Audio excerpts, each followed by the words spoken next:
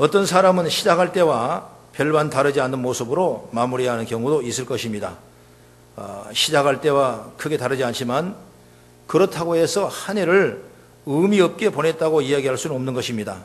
아마 한 해 동안 열심히 달려왔는지 아니면 그렇지 못했는지는 각자 우리가 마음에 두고 생각해 볼 수 있는 시간이 되길 바랍니다.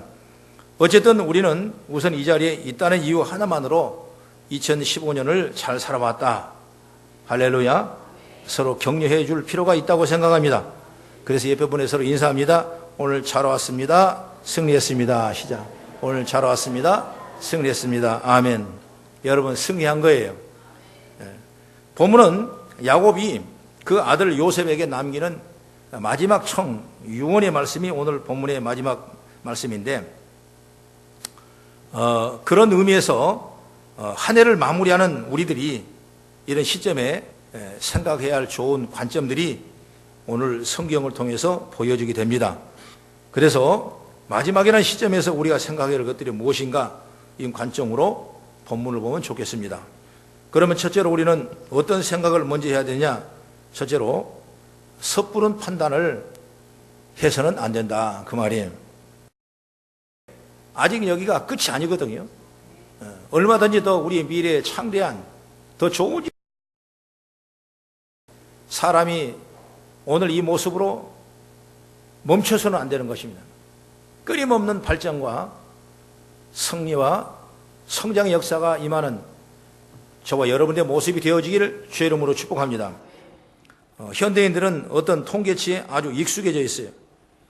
여러 가지 병원에서도 그렇고 물론 수치가 됐다 안 됐다 그런 얘기도 평가하고 또 어떤 경제적인 지표도 또 이렇게 통계를 내고 그래서 이 통계치가 우리 실생활에 적용되다 보니까 자연스럽게 이 통계치에 대해서 익숙해질 수밖에 없는 것입니다.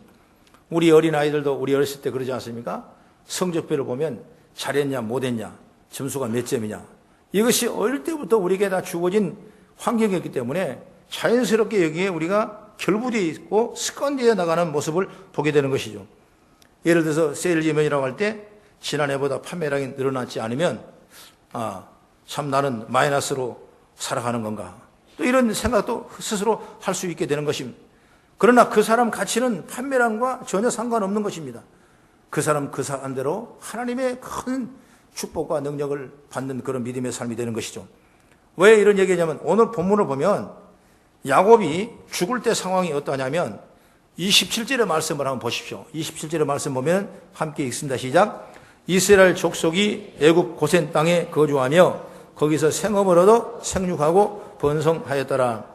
여기에 야곱이 고센 땅에 17년 동안 거주하면서 처음에는 어땠습니까? 아주 가난했죠. 그리고 먹을 양식이 없었죠. 기근이 들어서 양식이 다 떨어지니까 애굽의 좋은 나라에 가서 양식을 얻어와야 되겠다 이런 마음으로 왔다가 누구를 만납니까? 17년 전에 말하자면 자기 형제 요셉을 만나지 않습니까? 그 요셉을 만나고 요셉이 자기 형과 아버지와 부모들에게 가장 좋은 땅, 고센 땅, 나일강의 삼각주 하류에 있는 고센 땅에 가장 비옥하고 부유한 땅에 안내를 해서 거기서 그들의 양도 치고 농사도 짓고 또 바로의 양을 쳐가면서 17년이 지나다 보니까 어떻게 됐냐? 그들의 수치가 생업을 얻었고 생육하고 번성하였더라. 이걸 간단한 언어로 생각하지 말고 대단한 축복을 받았다 이렇게 말씀할 수 있어요. 그래서 그런데 17년이 걸렸는데 그리고 나니까 30절에 보면 야곱은 이제 말합니다. 시작. 내가 조상들과 함께 눕거든 너는 나를 애굽에서 메어다가 조상의 묘지에 장사하라. 요셉이 이르되 내가 아버지 말씀대로 행하리다. 자기 아들 요셉에게 내가 죽거든 내 시신을 내 육신을 우리 조상이 묻어있던 그 가나안 땅에 나를 인도하라 그랬어요. 거기다 매장하라 그랬습니다. 그리고 이 말을 마치고 결국 야곱은 죽고 맙니다. 그래서 마지막 유언이라고 말할 수가 있는데 그래서 창세기 50장 14절과 13절 14절을 잠깐 보겠습니다. 50장 13절 14절 그 이유가 이루어지죠. 시작. 그를 가나안 땅으로 메어다가 마므리 앞 막벨라 밭 굴에 장사했으니 이는 아브라함이 헷족속에게 에브론에게 바치고 함께 사서 매장지를 삼는 곳이더라. 요셉이 아버지를 장사한 후에 자기 형제와 호상꾼과 함께 애굽으로 돌아왔더라. 그러니까 아버지가 유언을 했던 그 유언의 말씀이 요셉을 통해서 막벨라 굴에 장사하게 하고 호상과 같이 다시 애굽으로 돌아왔더라. 이것이 오늘 우리가 읽었던 본문의 말씀이라고 볼 수 있는 것입니다. 그런데 그러고 나서 요셉도 죽습니다. 요셉도 죽을 때 똑같이 유언을 합니다. 그때가 언제냐면 창세기 50장 25절 한번 보시기 바랍니다. 50장 25절 봅니다.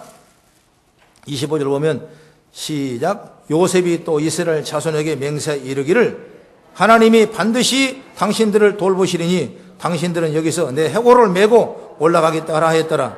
요셉이 110세의 죽음에 그들이 그의 몸에 향기를 넣고 애굽에서 입관하였더라. 그리고 입관된 요셉의 시체가 나중에 400년이 넘어가지고 출애굽할 때 그들이 요셉의 시신을 들고 나왔더라. 이것이 성경의 역사입니다.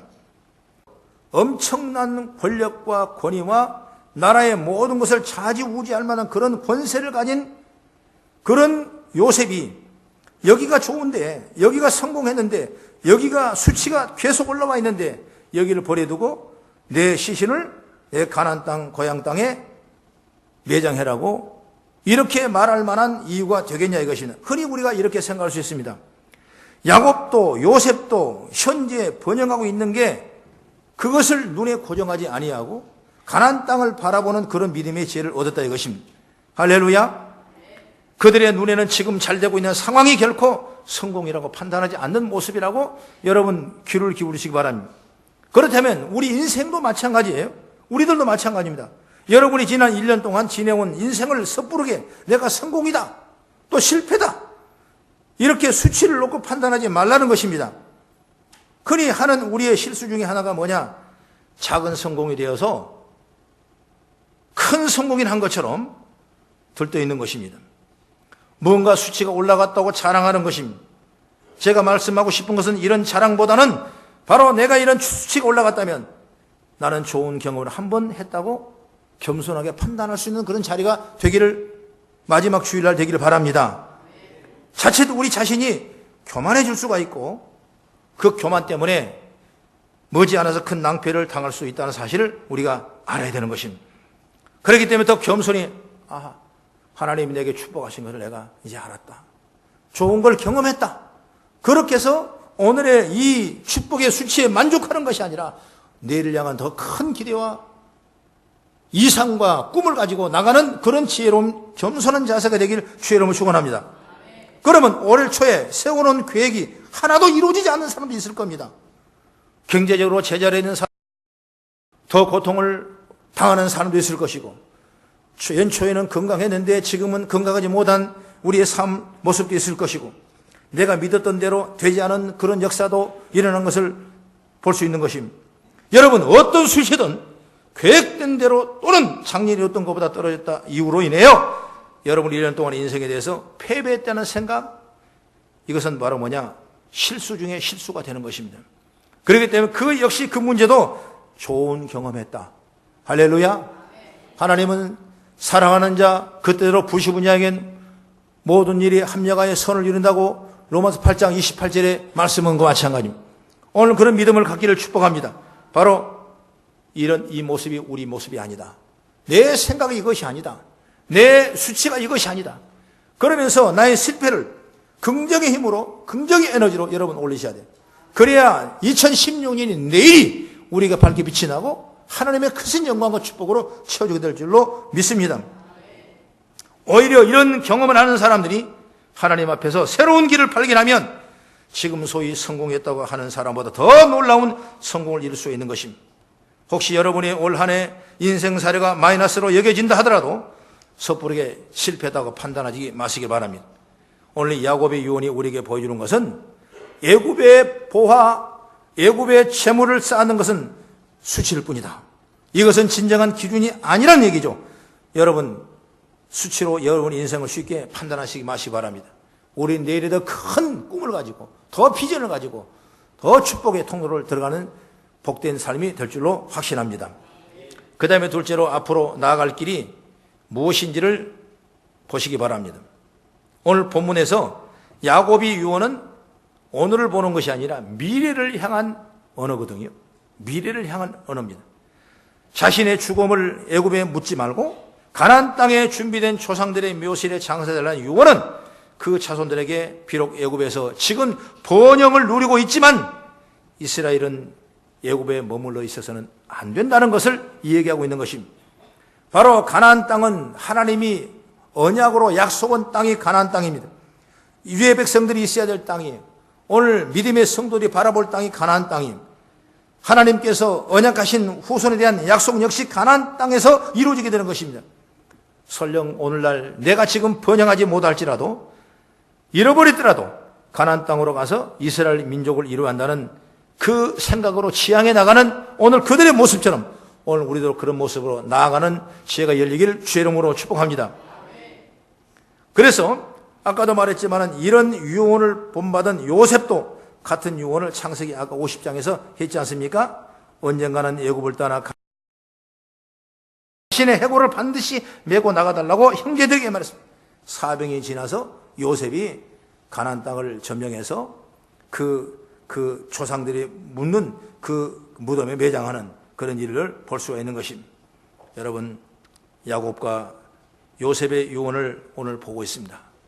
오늘 이것은 2015년을 마지막 주일을 우리가 보내는 마지막 주일날 한 해를 마지막 보내는 이 유언의 말씀을 생각할 때 이건 단순한 유언이 아니라 하나님이 저와 여러분이 주신 메시지인 줄로 믿으시기 바랍니다.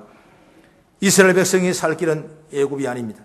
우리가 살아가는 길은 세상의 수치를 가지고 그것이 즐거워하고 그것을 기뻐하고 그것이 좋다고 교만할 일이 아닌 것입니다.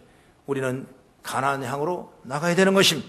약속의 땅으로 나가야 돼요. 하나님의 언약을 잊지 않고 하나님의 백성으로 살아가는 삶을 살아갔을 때 유리한 비전이 생기는 것입니다. 지금 잠깐 애굽 땅에서 잘 먹고 호사를 누리고 재미있지만 그것은 영원한 게 아닌 것입니다. 야곱의 유언은 그리고 요셉의 유언은 이렇게 이스라엘 백성들이 지향해야 할 삶을 이해하고 있는 것입니다. 바로 그것이 뭐냐? 우리로 본다면 하나님이 주신 사명을 잘 이루는 길이 되기를 축복합니다. 여러분, 저와 여러분이 2015년 그것을 이루기 위해서 달려왔습니다. 잘했든 못했든 남았든 부족했든 여러분 여기까지 나왔습니다. 이것을 우리가 수치로 따지는 것이 아니라 이것이 어려운 일이 있다면 이것이 우리가 반면교사의 교훈이 되고 또 잘된 일이 있다면 하나님 앞에 겸손히 감사하며 영광 돌리는 우리 삶이 되어야 되고 그랬을 때 2016년도 역시 그것을 이루기 위해 달려가는 그 일들이 저와 여러분을 통해서 이루어지길 간절히 바랍니다. 그러므로 올 한 해 동안 마이너스만 했다 하더라도 걱정하지 마세요. 하나님은 우리에게 2016년 또 다시 맡기셨습니다. 저는 이 설교를 준비하고 만들면서 참 내가 스스로 은혜를 받았습니다. 감사합니다. 참 그래도 마이너스라 그래도 내게 용기를 주고 또 잘 되는 것도 내게 축복해 주니 너무나 감사합니다. 그러니까 하나님은 안 돼도 되게 하고 돼도 되게 하는 것이 하나님의 역사예요. 그 믿음의 축복을 받기를 바랍니다. 그러면 어떻게 내가 이 한 해를 감당해 나가야 할 것인가? 관심을 가지기 바랍니다.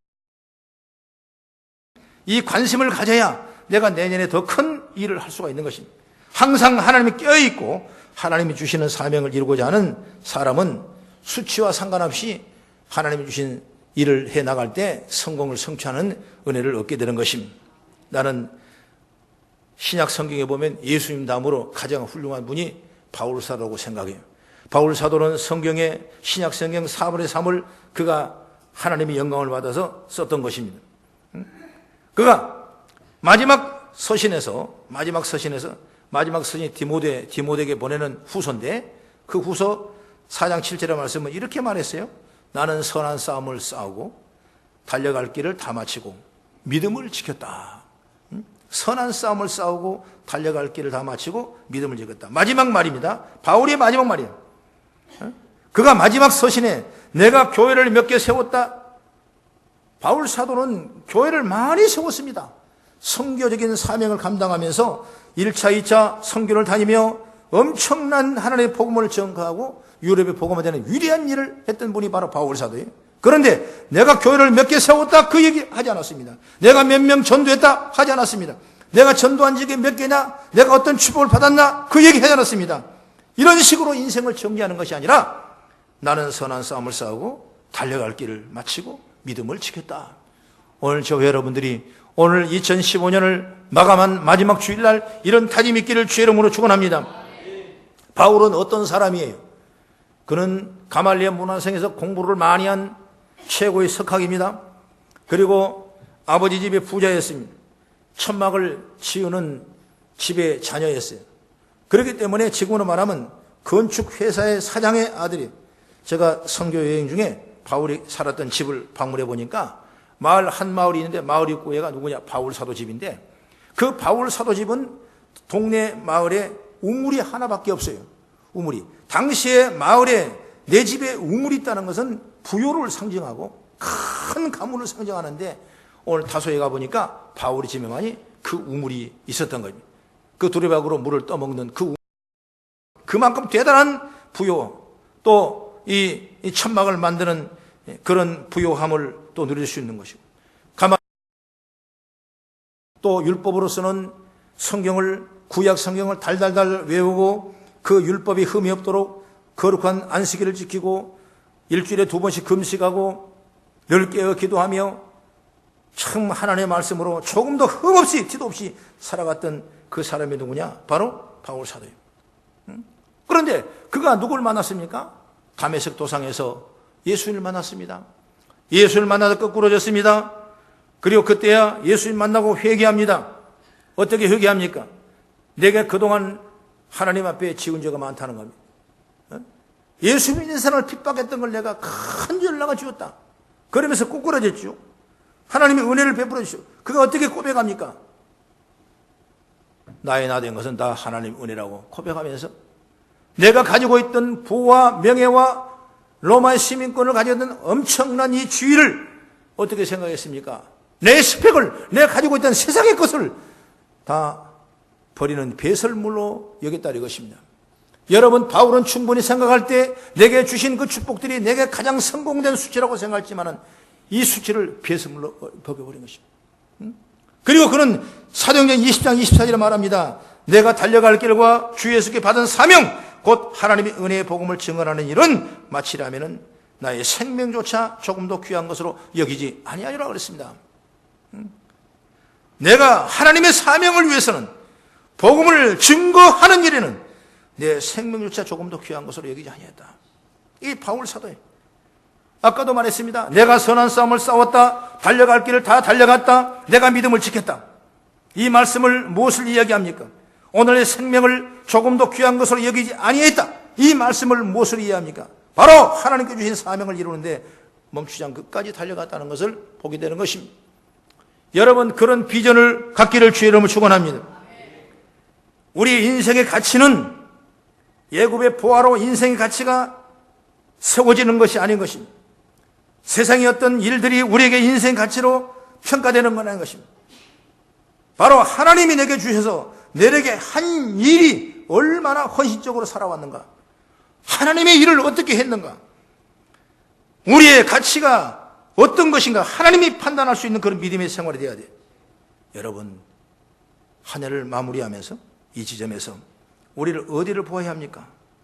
하나님 우리에게 각자에 주신 사명을 다시 한번 보기를 주의 이름으로 축원합니다. 하나님의 사명을 감당하면, 하나님의 붙잡히면 하나님이 손해볼 일이 하지 아니하셔요. 언제든지 어떻게든지 하나님께서는 올리시고 우리를 축복의 통로로 세운 줄로 확신하시기 바랍니다. 오늘 우리는 그것을 이루기 위해서 다시 달려갈 자세를 취하기를 주의 이름으로 축원합니다. 다시 달려갈 믿음을 갖기를 바랍니다. 이제 남은 한 주간 한 5일밖에 안 남았지만은 그런 삶이 무엇인지를 마음으로 가다듬으면서 정리해 나가는 그런 아름다운 시간이 되어지기를 주의 이름으로 축복합니다. 그다음에 마지막으로 세 번째, 하나님을 경배하는 자가 되기를 바랍니다. 하나님을 경배하는 자. 요셉에게 맹세를 시킨 야곱이 요셉으로부터 굳은 맹세를 들은 후에 하는 행동은 뭐냐? 오늘 31절의 말씀 보니까 한번 같이 봉독 시작. 야곱이 또 이르되 내게 맹세하라 하며 그가 맹세하니 이스라엘이 침상머리에서 하나님께 경배하니라. 경배함이라. 이것은 야곱의 삶을 얘기합니다. 야곱의 삶은 마지막까지 침상머리에 있는 하나님을 경배했다, 예배했다는 거죠. 마지막까지 예배하는 삶을 살았다는 것을 의미하죠. 오늘 한 해가 마무리하는 이 시점에 우리가 놓지 말아야 할 것이 바로 뭐냐? 예배예요. 예배. 하나님을 경배하는 거. 우리는 모든 삶은 하나님을 경배하는 삶이 되기를 축복합니다. 마지막이 되면은, 한 해가 마지막이 되면은 바쁜 시간들이 많아요. 또 뭐 송년회 모임자로도 있을 것입니다. 또 인간관계를 처리하기 때문에 여러 가지 자리를 피할 수 없는 그런 자리도 있을 것이라고 생각이 됩니다. 그런데 우리가 이 환경 속에서 잊지 말아야 할 건 뭐냐면, 바쁜 일 때문에 하나님이 경배하는 일에 소홀히 한 시간을 해서는 안 된다 이것입니다. 오히려 더 철저하게 하나님과 동행하는 모습으로 이때를 보내기를 주의 이름으로 축복합니다. 그러면 어떻게 하면 그렇게 될 수 있을까요? 간단합니다. 매일 기도하는 것을 빼지 마시기 바랍니다. 어제도 기도했지만 오늘도 기도하는 거예요. 연초에 기도했던 것처럼 마지막까지 기도의 끈을 놓으시면 안 돼요. 바쁜 일정 속에서도 하나님 앞에 기도하기를 축복합니다. 하나님 주신 사명은 더욱 분명하게 보게 해달라고 기도하기를 바랍니다. 나의 문제를 풀어달라고 기도하기를 주의 이름으로 축원합니다. 하나님의 살아계심을 의식해달라고 기도하기를 바랍니다. 하나님 앞에 서 있는 내 자신을 잃지 않게 해달라고 기도하기를 주의 이름으로 축원합니다. 기도하면 꿈을 주십니다. 기도하면 능력을 주십니다. 기도하면 우리에게 비전을 제시한 줄로 믿으시기 바랍니다. 그래서 연약하지 아니하게 돼요. 큰 힘을 얻게 되는 것입니다. 기도의 축복을 받기를 간절히 바랍니다. 그 다음에는 성경을 늘 읽어야 돼요. 성경을 보는 습관이 되길 바랍니다. 시간이 없어서 성경 한 장을 다 읽을지 못할지언정 성경 한 구절만이라도 보길 바랍니다. 내가 어떤 회사에 가 있든 어디 가 있든 멀리 떨어져 있든 그건 상관없어요. 늘 우리의 심령에는 묵상 카드가 내 심령에 부어지게 되고 그 마음을 가지고 마지막까지 승리하길 바랍니다. 그러면 또 내년에도 마찬가지입니다. 우리가 주신 말씀을 늘 붙잡고 그 말씀을 통해 기도하고 나간다면 성령께서 말씀을 통해 우리에게 놀라운 권세와 능력을 주죠. 그래서 하나님의 말씀은 살았고 운동력이 있어서 자유날상같이 예리하여 홍과 영과 및 관절을 찔러 쪼개는 역사가 있다고 말하는 것처럼 하나님의 말씀 붙들고 가는 자에게는 하나님의 권능을 주시고 축복인 줄 믿으시기 바랍니다. 성경이라는 건 뭐냐? 홀리 바이블, 영어로는 홀리 바이블. 약속입니다. 약속. 거룩한 약속입니다. 약속이에요. 성경은 우리에게 왜 주셨냐? 우리에게 약속하시기 위해서, 연약의 백성으로 사용하기 위해서 우리의 먼 날, 훗날, 더 다음 날 축복을 주신다고 약속한 말씀이 바로 성경 말씀이에요. 그렇기 때문에 야곱, 요셉이 유언도 바로 결국은 하나님의 말씀을, 그 약속을 잊지 않게 하는 행동이었습니다. 아브라함께 말씀했습니다. 내 자손이 하늘의 별것처럼 땅의 바다의 모래알처럼 무수할 것이다. 이런 대단한 축복을 줬어요. 어디 가면, 가나안 땅에 들어가면, 내 말씀을 따라가면, 순종하면 그렇게 될 거예요. 약속. 오늘 그 약속은 절대로 폐하지 아니하고, 비록 그들이 예굽에 가서 400년 동안 엄청난 인종이 번성하고 또 백성이 많이 늘어나고 엄청난 부유와 넉넉한 큰 힘을 가졌다 할지라도 그것이 중요한 것이 아니라 하나님께서 택한 백성에게 약속의 땅, 젖과 꿀이 흐르는 땅, 가나안 땅을 주시기를 약속한 그 말씀을, 그런 믿는 그 믿음을 통해서 오늘 유언이 선포되는 걸 보게 된다면 오늘 우리가 이 시대에 살아가는 사람들은 뭐가 중요한 것이냐? 바로 성경이 이렇게 중요한 것입니다.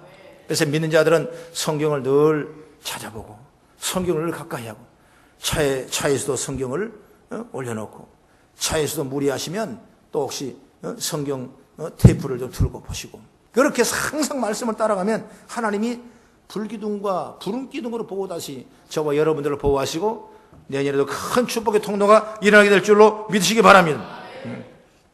바로 성경은 우리 영혼을 붙들어 줍니다. 성경은 거울이라고 그랬죠. 바로 내 모습을 나는 못 봐요. 내 모습을 못 봐요. 그러나 거울을 보게 되면 내 모습을 보듯이 내가 아무리 열심과 특심과 충만함으로 살아간다 할지라도 성경을 보지 못한다면 내 모습이 잘 나간지 못 나간지 잘은지 우른지 구분을 못하는 것입니다.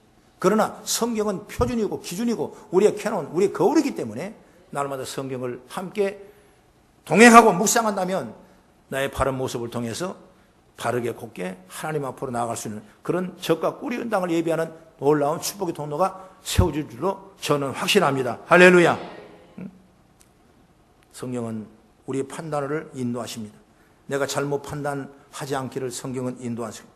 잘 판단할 수 있도록 성경은 우리에게 말씀하는 것입니다. 성경 말씀이 이렇게 우리의 기준이 되는 것입니다. 성경은 내 마음에 찌든 때를 벗겨버린 것입니다. 내 마음에 찌든 사람이 살다 보면 자꾸 뭡니까? 때가 찌게 되는 거예요. 때가 가만히 있으면 때가 안 찌죠. 저다 와이셔츠를 여러 번씩 갈아입는데 아주 안 입으면 좋아요. 데릴 것도 없고 그냥 하얗게 그렇게 좋아요. 그러나 입고 나면 또 때가 끼고 또 때가 끼고 또 그러지 않습니까? 마찬가지. 우리가 세상 살아간다 보면 늘 영적인 때가 끼어요. 성경은 읽어보면 그 성경이 우리에게 빛이 되셔서 우리에게 축복이 되셔서 우리를 깨끗하게 영혼을 치료하고 영혼의 찌든 때를 거두는 역사가 바로 성경인 줄 믿습니다. 그 다음에 찬송을 하는 거예요. 찬송에는 감사가 있습니다. 여러분 감사하고 찬송 없이 하나님 그 가정, 그 생활, 그 일생을 하나님이 축복하신 거예요. 사람이 찬송과 감사가 떨어지면 사람이 병들기 시작하는 거예요. 그러므로 우리가 어떤 어려움을 이기려면 감사와 찬송이 끊임없이 이기를 주의 이름으로 축원합니다. 집에서 찬송을 많이 하세요. 집에서 많이 하세요. 어디서 많이, 여러분 환경에서 많이 하세요. 찬송이 자꾸 떨어지면 내 속에 뭐가 나오냐니까 나중에 불평이 나오는 거예요. 우리 입에는 감사와 저주란 두 가지 언어 속에 있습니다. 내가 찬송을 하게 되면 감사가 넘쳐나게 되고 내가 찬송이 떨어지면 그 다음에 뭐가 나오냐? 없으니까 불평이 나오는 거예요. 가만히 있는 법이 없어요. 가만히 있는 사람은 공동묘지 있는 사람하고 똑같은 거예요. 그러나 우리는 찬송할 때 하나님의 역사가 일어나고 문제가 풀어지고 놀라운 일이 일어난 줄 믿습니다.